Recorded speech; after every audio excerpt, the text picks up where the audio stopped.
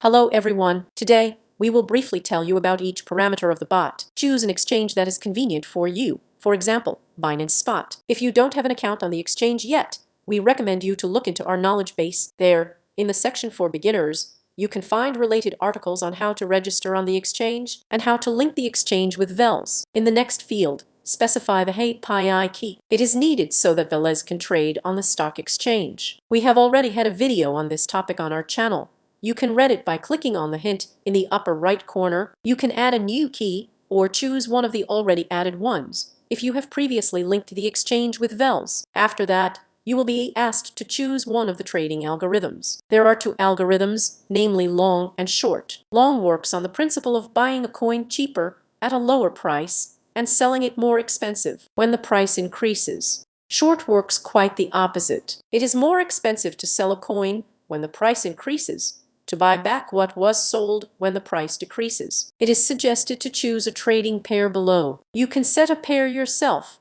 or choose from the list of recommended pairs in 24 hours. The most deals were made on them.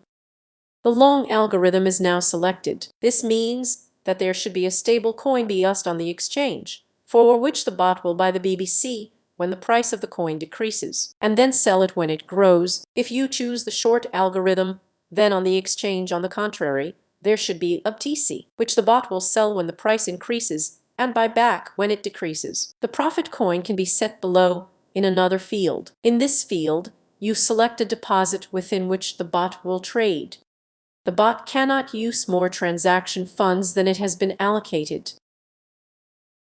This is followed by trading modes. These are just settings templates that automatically fill in the fields below that are directly responsible for trading. This can be useful if you don't have enough trading experience or bot settings yet, as well as if you are not satisfied with the closing speed of transactions or profit. Overlap of price changes. This parameter is responsible for the distance at which the last order in the grid will be placed from the first order, that is, in which price range of the selected asset will be traded and averaged in the transaction. Let's run a little ahead and tell you about the grid of orders parameter. With these parameters, you specify the number of orders in the grid, how many pieces your deposit will be divided into. This is very important because there is a minimum order volume on the exchanges. Usually it's $10.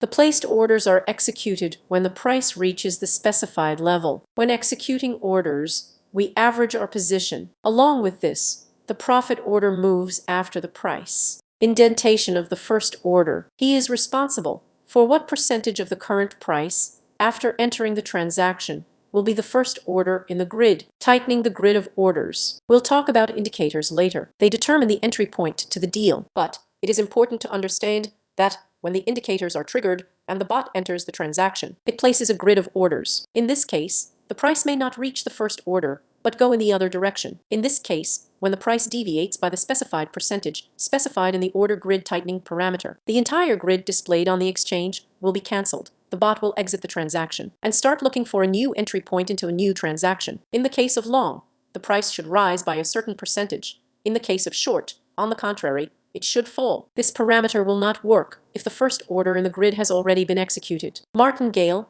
This parameter regulates by how many percent each subsequent order in the grid will be larger in volume than the previous one. This gives us the opportunity to approximate the exit point of the transaction when averaging the position, but it underestimates the volume of orders at the beginning of the grid. Partial placement of the grid of orders. With this parameter, you specify the maximum number of orders on the exchange that will work simultaneously. If you already have a lot of bots running, you may encounter exchange restrictions on the maximum number of orders placed. Then the bot will fall into error. The maximum differs for different exchanges, but by reducing the partial exposure to at least 2 for all running bots, you can bypass this restriction. Profit. In this parameter, the percentage of profit that will be laid down by the bot when calculating the take profit of the order that completes the cycle is set. The profit calculation depends on the volume of executed orders. You may not have the whole grid executed, but only part of it. The profit percentage will be calculated from the total volume of executed orders. The higher the percentage of profit,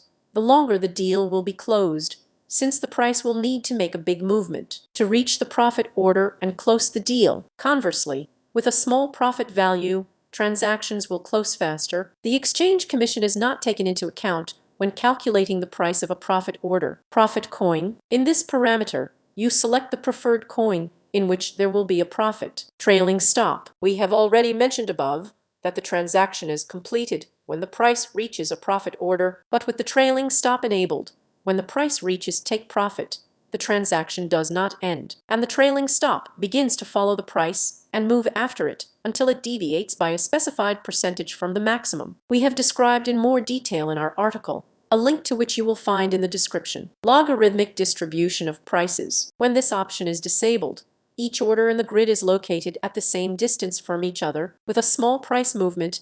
Basically, only the first smallest orders in the grid are executed. But it is possible to involve a larger volume by including a logarithmic distribution of prices, which will increase the density of orders at the beginning of the grid and decrease their density when moving away from the current price. We also had a separate article about this. We will leave a link in the description. Filters for starting the bot. This is the last block that can be configured in the bot, but not the last one in importance. Thanks to it, the bot determines the entry point to the transaction, and after that all of the above parameters are involved, such as overlap, grid of orders, and others. As with the trading mode, you can set up the conditions for entering a trade yourself or use templates. You can read more about each indicator in the wiki in the section Conditions for starting the bot. This completes the analysis of the parameters. You can click Create a bot, give it an arbitrary name, create and run it. And with that, I say goodbye to ye. Have a nice day.